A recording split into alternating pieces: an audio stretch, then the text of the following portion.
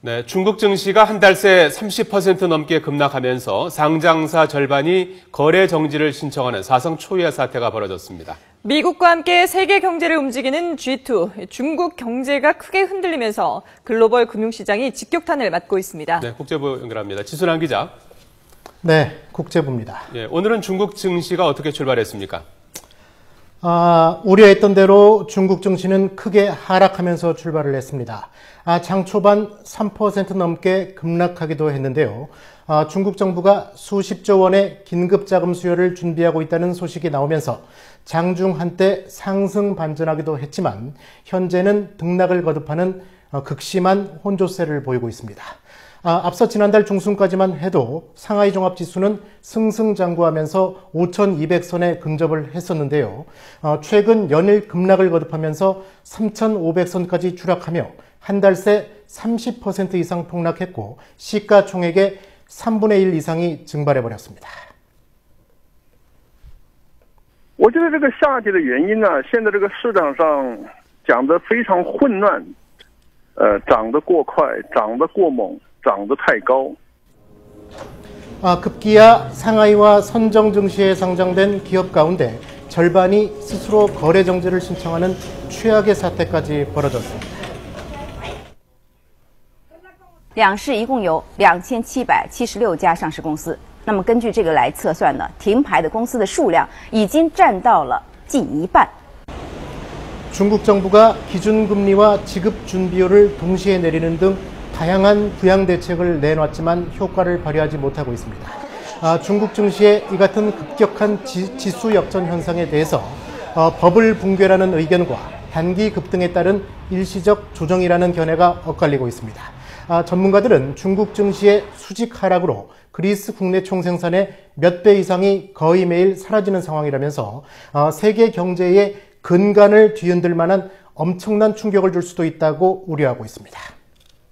자, 이렇게 중국 증시가 폭락하는 등 악재가 한꺼번에 겹치면서 간밤에 뉴욕 증시도 급락했다면서요? 그렇습니다. 중국 증시 폭락이라는 큰 악재에 뉴욕 증시가 급락했습니다. 다우와 S&P 500 지수는 각각 1.47%와 1.66%나 크게 하락했습니다. 또 기술주 중심의 나스닥 지수도 1.75%나 가파르게 떨어졌습니다. 기술적 이유로 뉴욕 증시 거래가 장중 4시간 가까이 정지된 것도 악영향을 미쳤습니다. 기술적인 문제로 뉴욕 증시 시스템이 멈춘 것은 지난 2005년 6월 이후 10년 만에 처음입니다. 백악관은 악의적인 공격 징후는 아직 없다고 밝혔습니다. Ms. Monaco told the president that at this point there is no indication that malicious actors are involved in these technology issues. 미 연방수사국 FBI도 현 시점에서는 추가 수사가 필요하지 않다는 성명을 내놓았습니다. 해킹은 아니라는 말인데요. 국제 해커 조직 어나니머스가 트위터에 내일은 월스트리트의 나쁜 날이 될지 모르겠다는 해킹을 예고하는 듯한 글을 남겨서 다양한 해석을 낳고 있습니다. 또 그리스 문제 등 글로벌 경기 혼란과 미국 경기 악화 우려를 담은 지난달 연방공개시장위원회 의사록이 공개된 것도 시장 심리를 얼어붙게 만들었습니다. 자, 그리스 상황도 좀 알아보죠. 오늘 채권단에 개혁안을 제출한다고요? 그리스 정부는 유로존 정상들이 정한 12일 시한까지 개혁안을 제출하겠다고 밝혔습니다. 치프라스 총리는 이 개혁안이 채권단의 요구를 충족시킬 것이라며 자신감을 보였습니다. 치프라스 총리의 말 직접 들어보겠습니다. Συγκεκριμένες προτάσεις για μια βιώσιμη και δίκαιη συμφωνία, προτάσεις μεταρρυθμίσεων, αξιόπιστων μεταρρυθμίσεων.